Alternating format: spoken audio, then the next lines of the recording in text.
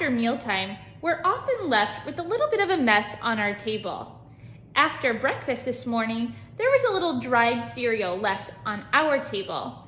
Now, we all know that a good steward would not just leave this cereal mess for someone else to clean up, but we would do our part by cleaning up the mess ourselves. Let's learn how. Because the cereal is dry, we can simply use our hand to scrape it into a pile and throw it into the trash can. We'll start by putting our hand together like a little blade and pulling all the cereal together to make a pile towards the edge of the table, being careful not to knock any onto the floor. It's best to do this job before sweeping, since you might have a little mess to clean up afterwards. Put your hand on the edge of the table like this and sweep your little pile into your hand, getting all the crumbs. Then simply take your pile to the trash can. Sometimes we're left with a wet mess on the table, like milk, yogurt, or juice. In order to clean up this mess, we are going to need a wet washcloth. Once you have your washcloth, you're going to need to get it wet in order to clean the table.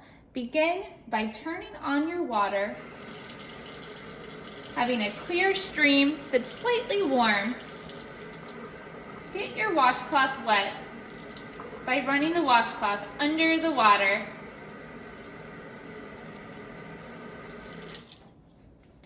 Once it is wet enough, you are going to wring it out very well until it is no longer dripping.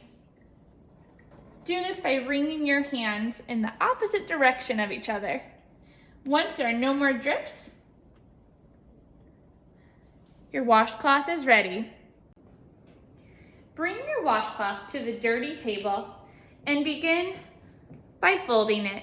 We will first fold it in half one way, then fold it in half the other way. If you have a larger washcloth like mine, you might even want to fold it again. This is going to give you more area to work with so that it doesn't get all sticky and messy. Then you are going to wipe down your table in a figure 8 like this. You'll go in one direction, then in the other direction, back and forth, back and forth. Once you get to the end, fold your washcloth so that there is a clean side showing and go over it again to get anything you might have missed the first time. If your table is very wet afterwards, you may need to go over it with a dry cloth. Because we wring out this towel really well, it's okay to let air dry. Our table is all clean.